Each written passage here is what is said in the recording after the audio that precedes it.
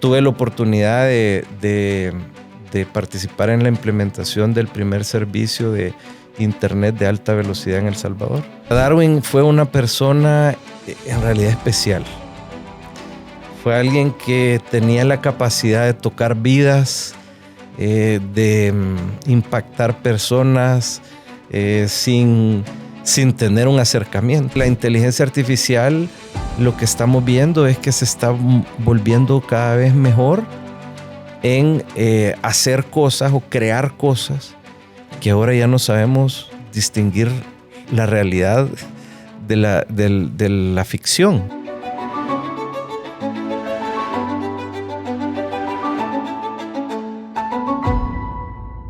Bienvenidos a otro episodio de Voces FGK.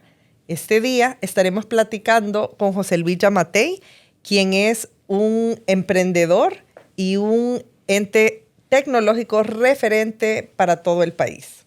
Bienvenido, José Luis. Muchas gracias, Juana. De verdad que es un gusto estar aquí acompañando, teniendo el privilegio de compartir un poco de mi trayectoria con ustedes. De verdad, con mucha admiración todo lo que hacen en la fundación y bueno, gracias por tenerme acá el día de hoy. Gracias. Si quieres, para empezar, si nos cuentas un poco quién es José Luis y sus intereses. Bueno, mire, yo pues soy padre de familia.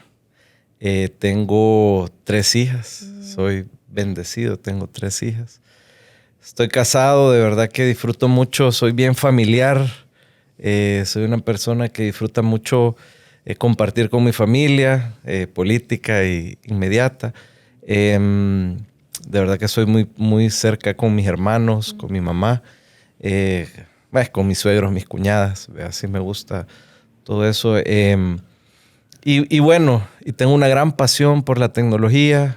Siempre es algo que me ha fascinado desde joven. Creo que desde que mi papá me logró comprar la primera computadora cuando tenía como, no sé, creo que era 13 años. Fue el momento que me cambió la vida. Me surgió esta curiosidad por la tecnología. Y bueno, y tengo otros intereses. Soy fanático de los carros. Soy fanático de la Fórmula 1, del deporte, de fútbol. De esto puede depender que continuemos con la entrevista. ¿Cuál es tu equipo de Fórmula 1? Obviamente Ferrari. Obviamente. Podemos Ferrari. Proceder. Sí. Así que qué bueno. Pues eso me describe, creo yo, en corto. ¿Y cómo empezás a incursionar ya directamente en temas tecnológicos? Mire, yo creo que fue desde ese momento, ¿verdad? Desde que estaba teenager. Me apasioné tanto que me empecé a meter muchísimo en cómo funcionaba la computadora.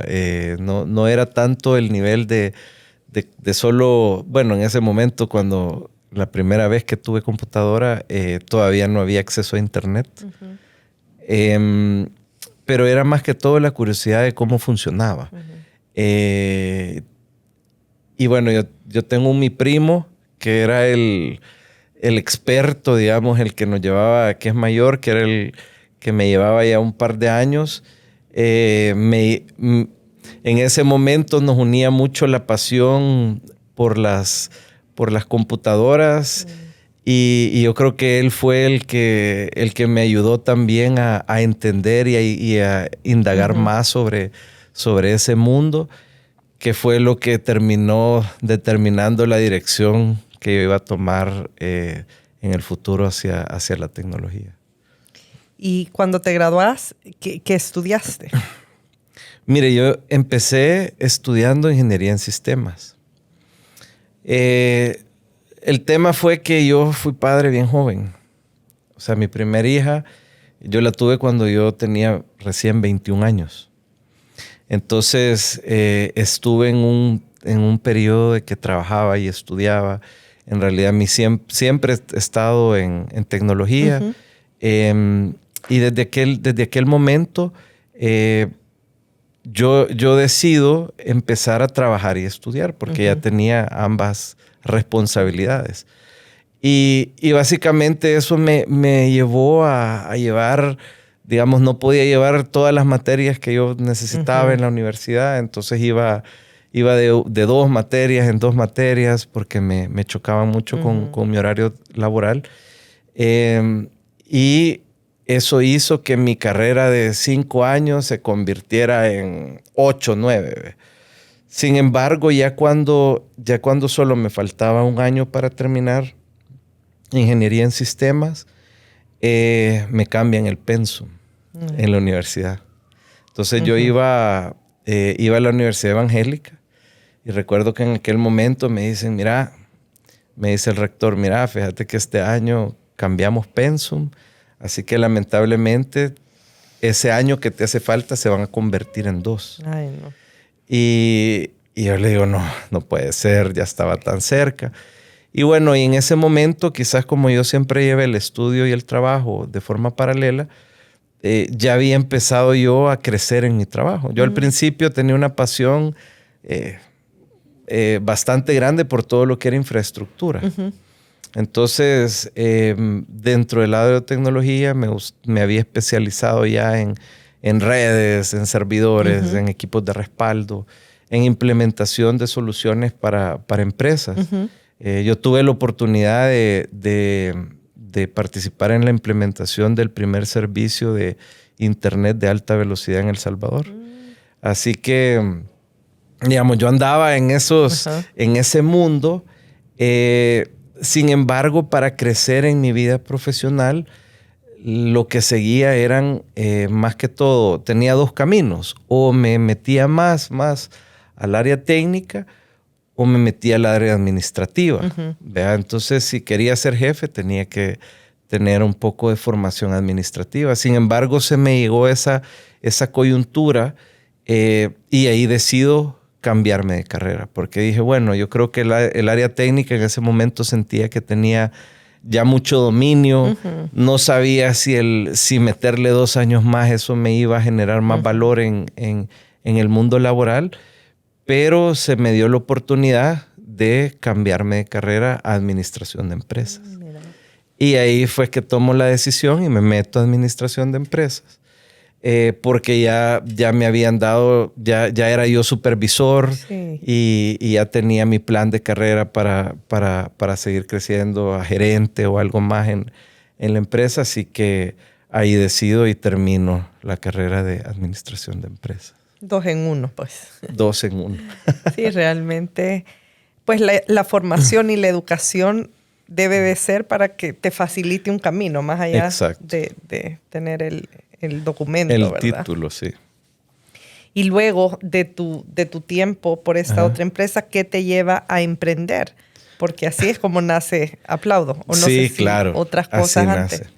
Bueno, yo estaba trabajando en Dell. Y ahí tuve la fortuna de conocer a Darwin Romero y también a Scott Kenyon y muchos más que trabajan ahora con nosotros en Aplaudo, que básicamente fuimos afortunados porque Dell realmente nos enseñó a nosotros el trabajo remoto, el concepto de trabajo remoto, porque Dell, yo tuve la fortuna de ser del equipo que inició las operaciones en Dell en El Salvador, junto con otro montón, pero fui de los primeros, que pudimos nosotros ver cómo se montaba una operación. Pasamos por toda la parte de entrenamiento, pues y el despliegue, contratación, mejora continua. Entonces, si bien es cierto, nosotros éramos parte de una organización que tenía una madurez bien alta, pero de él normalmente ellos hacían mucho outsourcing de toda su operación de servicio al cliente. Ya sea para venta, para servicio al cliente postventa y soporte técnico. Entonces, el sitio la operación que Dell monta aquí en El Salvador era para dar esos 3 servicios. Y nosotros la vimos crecer desde cero. Y era en aquel momento era un experimento de Dell porque él normalmente hacía outsourcing a la India. Tenía una operación pues considerable en Estados Unidos, pero ellos estaban buscando una alternativa y El Salvador fue una gran apuesta. Que ellos dijeron, bueno, vamos a ir a esto, probablemente va a ser el futuro del servicio que Dell le va a dar a sus clientes si El Salvador funciona. En realidad fue una operación que tuvo mucho éxito y nos permitió a nosotros ver, digamos, todo el ciclo de vida desde montar una operación, escalarla y pues el enfoque de calidad y pues entender cómo se podía hacer la entrega de servicio de forma remota. Así que realmente cuando más adelante en el tiempo, ya tanto Darwin, Scott como yo habíamos salido de Dell, bueno, yo siempre tuve una amistad muy, muy, muy cercana con Darwin. Siempre lo consideré mi mejor amigo en el tiempo. Y bueno, desde Dell nos convertimos en amigos inseparables, ¿verdad? Que estábamos siempre juntos, aunque ya no estábamos como compañeros de trabajo, pero manteníamos una amistad bastante cercana. Y se da la oportunidad, viene Darwin y un día me busca y me dice, mira, fíjate que he hablado con un amigo que dice de que tiene necesidad de que le den servicios de desarrollo y está trabajando para una empresa en Estados Unidos. Entonces, como yo he estado toda mi vida en postventa, yo he estado en postventa manejando equipos, entregando servicios tecnológicos, eso es lo que he estado toda mi vida. Me dice, creo que podemos hacer algo. Tú tenés contactos, conoces gente y pues esta es tu oportunidad y la podemos perseguir. Y me dice, mira, puede ser, veámosla como un side business, me dice algo, un gig, vea que podamos nosotros de alguna forma ejecutar con todo lo que hemos aprendido en Dell. Y ese fue, digamos, la chispa que se convirtió en algo más en el tiempo. ¿Y cómo está Aplaudo hoy? Desde ese inicio bueno, al día de ahora. Al día de ahora, pues ya han pasado más de 13 años. Desde que fundamos Aplaudo, empezamos a construir. Realmente, bueno, estamos, considero yo, mejor que nunca.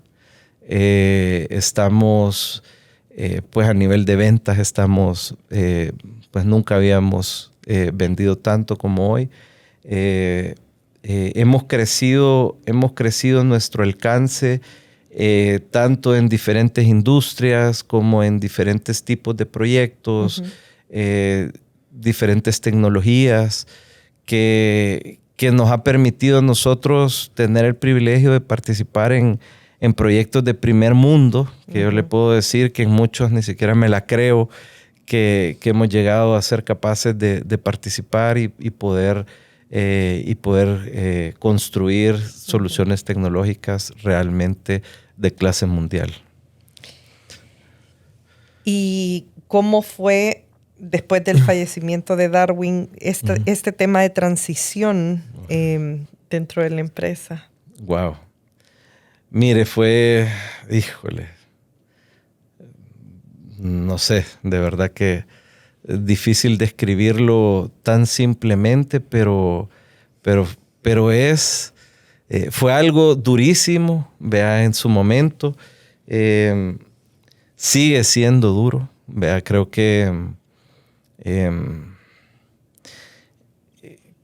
o sea, Darwin fue una persona en realidad especial. Fue alguien que tenía la capacidad de tocar vidas, de impactar personas sin tener un acercamiento. Él tenía, creo yo, que tantas cualidades como ser humano que lo hacían diferente. Yo le decía, tenés un superpoder, de que sos un encantador de serpientes, le decía yo. Porque vos convences a cualquiera de cualquier cosa en cualquier momento. Vendés arena en el desierto. Y así como era tan hábil para comunicarse, era súper hábil para conectar. Y lograba conectar con las personas hasta, híjole, desde tener a alguien enfrente y hablar de forma directa, a probablemente sentarse en un podcast como este y que la audiencia se sintiera, wow, me está hablando a mí. De verdad que era un tipo sorprendente que su ausencia se sigue sintiendo hasta el día de hoy. Sí, de verdad que una gran pérdida y me imagino qué duro, porque cuando el sueño inicia siendo de los dos, sí, y después sentir pues esta parte ya llevando la carreta, ¿verdad? Es otra cosa. Sí. Y el tema de emprender, por ejemplo, hay mucha gente que quiere emprender. ¿Qué consejos les podrías dar? ¿Qué camino podrían seguir? Ya sea solo netamente emprendiendo y también en el tema tecnológico, porque cómo ahora con todo el tema de la inteligencia artificial, ¿qué rol va a tener realmente esto? ¿Cómo lo ves tú de aquí a un futuro? Mire, yo creo que la inteligencia artificial lo que abre es nuevas oportunidades. Creo yo que hoy más que nunca hay una oportunidad increíble para más personas que se sumen a emprender. Creo que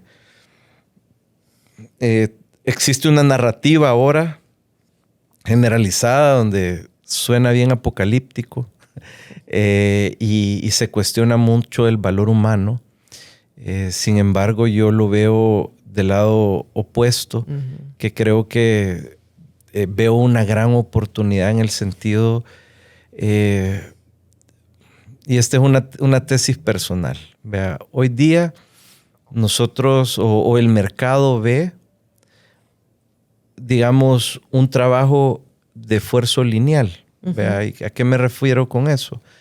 Que digamos, si usted antes hacía un Excel y ahora asistido por AI, usted hace un Excel y digamos antes se tardaba un día y asistido con AI usted se tarda 30 minutos o una hora, la gente dice, puchica, pues si tu trabajo era hacer Exceles, ahora eso dividirlo entre 10 o eso ya es marginal el valor y quizás en eso ya no hay futuro. ¿Vea? Entonces, y yo con esa tesis estoy completamente de acuerdo. Sin embargo, con lo que no estoy de acuerdo es con que no hay más después. ¿Y por qué lo digo así? ¿Verdad? Porque quizás nosotros los consumidores, ¿verdad? Me voy al consumidor, siempre queremos más. Cuando existe una abundancia de algo, lo que queremos es más. Entonces decimos, mira, o sea, si tú antes te tardabas un día en hacer un Excel y ahora te tardas una hora, entonces ahora quizás el reto es qué más vas a hacer para llenar ese vaso y que el producto que estés ofreciendo sea más enriquecido. Entonces, creo que hay muchos, creo que se va a poner, digamos, en tal vez a reto, el reto que va a ser, la parte que nos vamos a estar retando es la creatividad. Porque yo le digo a mi equipo, miren, imaginémonos que nos han quintuplicado el presupuesto o que nos han dado el presupuesto por 10. Digamos que la junta directiva nos dice, miren, ¿saben qué? En lugar de 1,000 tienen 10,000. ¿Qué van a hacer? Yo digo, wow, ese es un buen problema de resolver. Creo que las oportunidades se abren. Entonces, si nosotros teníamos un presupuesto para construir un edificio de 2 plantas y ahora con ese mismo presupuesto podemos construir uno de 10, pues yo prefiero construir el de 10, pero van a haber otros que van a decir, mira, yo voy a construir el de 2 y me voy a ahorrar el 90%. Entonces, creo yo que el que decida tomar la ruta de la estrategia de marginación de precio va a comoditizar su trabajo y no va a poder generar un valor más allá. Y ahí está, creo yo, el reto que tenemos todos, todos, no solo los que estamos en tecnología, sino que los que están en cualquier industria, de cómo construyen un castillo más grande. Sí, poner al buen uso los talentos, ¿verdad? Ajá. Que es como lo que vemos, si uno le mete basura, sale basura, pero si uno de verdad le dedica el tiempo y piensa las cosas en el momento de meter el prompt, definitivamente puede salir algo de muchísimo más valor, ¿verdad? Claro. Tú me mencionas 3 hijas. Y en el tema, todo este tema de inteligencia artificial, todo el tema también, aquí hablamos mucho como del tema de la ética, porque las redes, todo este tema tecnológico, al final sí lo están haciendo personas, ¿verdad? ¿Cómo la guías en esa parte? Porque creo que esa es una perspectiva muy interesante. A veces uno escucha como los grandes gurús, ¿vea? Norman el comportamiento, el acceso que los hijos tienen a la tecnología. Entonces quisiera saber cómo en tu caso lo manejas. Pero la ética, ¿desde qué perspectiva, perdón? Por ¿Desde ejemplo, propiedad intelectual o...? No, en el día a día. Por ejemplo, el otro día estaba viendo este documental de adolescencia. Entre la presión de las redes que sucede para un niño tiene como 13 años y la perspectiva de cómo él veía todo el mundo sucediendo dentro, ¿verdad? Como que uno existe en 2 planos. Entonces, de esa perspectiva. Mire, yo creo que este es un tema súper interesante. Hay algunos líderes tecnológicos. Elon Musk es uno de esos que más de alguna vez ha dicho o se ha cuestionado si estamos o no en una simulación. Vea si esto es The Matrix o no es The Matrix. Vea, y dice, bueno, ¿qué hace ser The Matrix? Y él dice, bueno, quizás ahorita no lo podemos hacer porque nosotros no la podemos crear porque la resolución no es tan buena. Vea, y tal vez, bueno, Mark Zuckerberg trató de hacer un metaverso, pero ya los que se lograron meter al metaverso de Mark Zuckerberg vieron que eran unos muñecos todo feos. Vea. No era muy realista. Yo creo que el tema de la inteligencia artificial definitivamente, bueno, si estamos o no en una simulación, no lo sé. Pero sí es algo que éticamente, como usted lo cuestiona, es algo muy válido porque uno empieza a decir, bueno, si yo estoy copiando contenido, si yo estoy dándole un buen uso, si es una buena influencia para las nuevas generaciones, yo lo que creo, vea, que lamentablemente no hay una normativa mundial para poder controlar el desarrollo tecnológico. O sea, no hemos necesitado inteligencia artificial para vivir en un mundo en redes sociales, que ya creamos un mundo en redes sociales, que muchos viven ese mundo. Viven en las fotos, en la vida perfecta, en un estereotipo. Vea que me parece muy triste, vea, porque lamentable, vea, porque nos quita el placer de vivir el presente, de vivir la realidad. Y muchos llevan a una generación a que priorice o quizás afecte mucho sus sentimientos o su satisfacción consigo mismo por una comparación contra un estereotipo creado.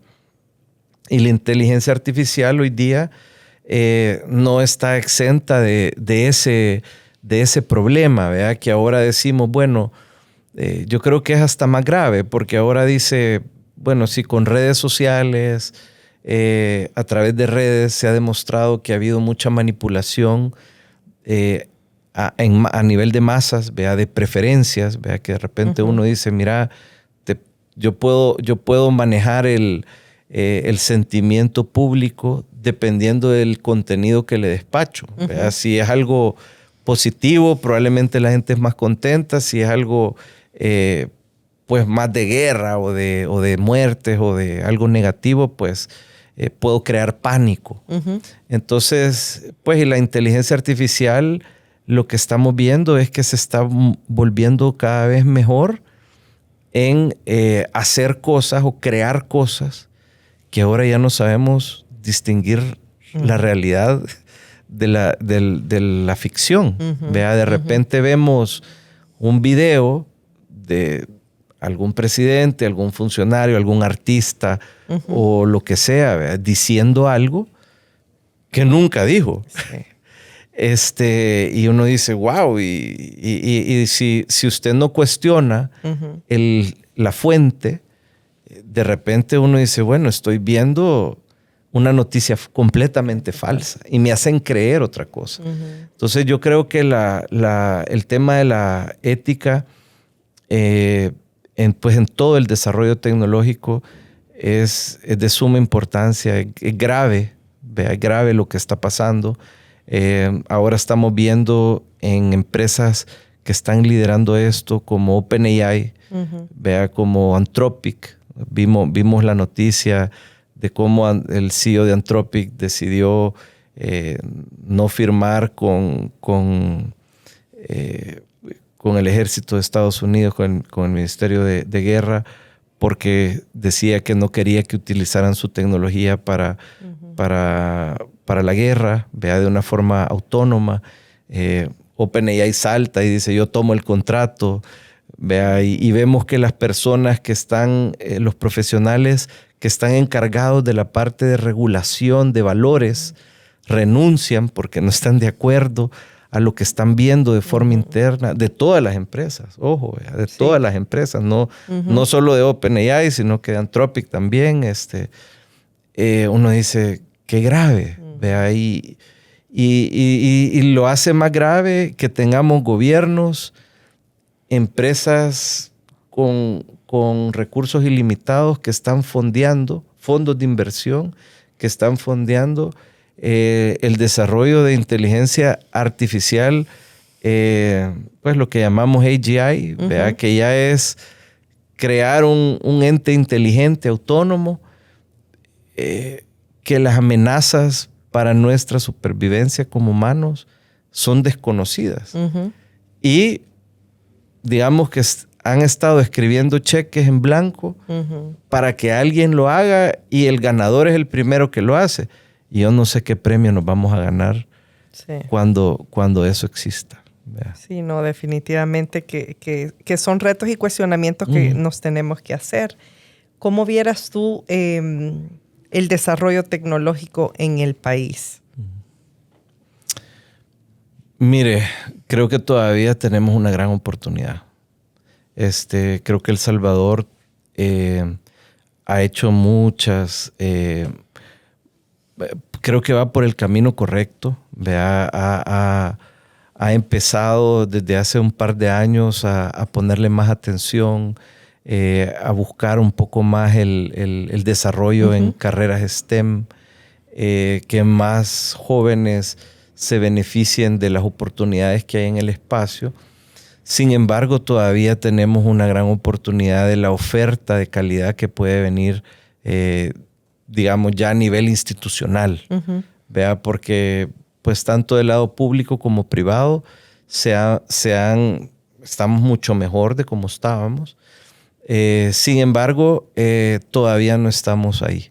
¿Vea? Nosotros seguimos en un mundo globalizado, compitiendo con otros países que tienen una cantidad de recursos a donde están priorizando muchísimo ese desarrollo. Y creo que Asia es un buen referente de eso, los países asiáticos. Y la competencia local, bueno, ustedes atienden un montón de mercado de fuera, ¿verdad? No necesariamente interno, pero ¿cómo ves el ecosistema de acá?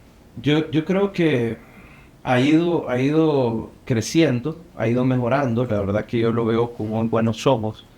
Creo que parte de los sueños que compartíamos con Darwin era que aplaudo pues sea un polo que permee, ¿vea? Y ayude a desarrollar otros emprendimientos. Y creo que de cierta forma se ha logrado. Vemos algunos emprendimientos que ya tienen una escala bastante importante, ¿verdad? Creo que algunos ya son hasta más grandes que lo que aplaudo y han llegado con algunos talentos que han salido de ahí mismo, ¿verdad? Y nosotros decimos, wow, por lo menos a mí me enorgullece muchísimo, me alegra mucho porque veo que ese talento que nosotros fuimos formando se fue formando a través de la participación en proyectos retadores de clientes con exigencias de clase mundial. Ahora están beneficiando o son son fundadores o cofundadores o son en realidad parte fundamental de la creación de estos nuevos emprendimientos. Ok, ¿qué mensaje le darías tú a José Luis a los 20 años? Wow, yo creo que pues, quizá le diera que se atreviera a emprender antes. Vea, tal vez yo tuve la fortuna de tener a Darwin y que él fue el que básicamente me jaló y me empujó, vea, para meterme. Yo creo que tal vez como muchos, yo era uno de que tenía el sueño de que en algún momento quisiera tener algo propio, vea, o construir algo. Que por cierto es más difícil de lo que cualquiera cree, ¿verdad? Es más difícil y más demandante. Pero el ver para atrás y ver lo que logramos construir, ¿verdad? Y lo que seguimos construyendo y pues tiene tanto beneficio que lo único que quisiera es haberlo hecho desde antes. Qué bueno. Sí. ¿Y qué mensaje quisiera dejar a los jóvenes que nos escuchan? Porque a veces uno busca un referente, alguien que lo inspire, para que busquen su sueño o que emprendan. ¿Qué consejos les podrían dar? Mire, yo creo que el consejo más importante es que, bueno, primero, de que esto es una gran responsabilidad. Vea, yo creo que a veces uno dice seguir tus sueños, ¿verdad? Y lo hace muy romántico y como que si fuera algo, tal vez la expectativa cuando hablamos de construir sueños, lo romantizamos y la verdad que la vida del emprendedor es dura, ¿verdad? Y requiere mucho compromiso, requiere mucha resiliencia. Sin embargo, hay un gran premio detrás. Vea que yo le diría a cualquier joven, primero que sepa que si quiere ganar, tiene que ir a competir y a especializarse. Entonces, el journey de buscar, prepararse lo más que puedan, aprender de otros, tener respeto al fracaso, ¿verdad? Quitarse el miedo al fracaso, porque muchas veces el terror más grande es perder y yo realmente o fallar, ¿verdad? Yo creo que tiene más méritos fallar que nunca intentar, así que yo que animaría a cualquier joven que siente, ¿verdad? Porque no todos traen el chip de quererlo hacer, ¿verdad? No mucho riesgo en que lo hagan, ¿verdad? Que si tienen esa motivación para construir algo, que lo hagan. Hoy más que nunca, toda la literatura, toda la preparación que puedan tener asistida por AI, que son cosas que no vivimos nosotros, pues, puede ser de una gran ventaja para ellos. Bueno, muchas gracias de verdad, José Luis, por compartir. Gracias por escuchar un episodio más de Voces FGK. Gracias. Bueno, gracias Juana por la invitación. Saludos a todos.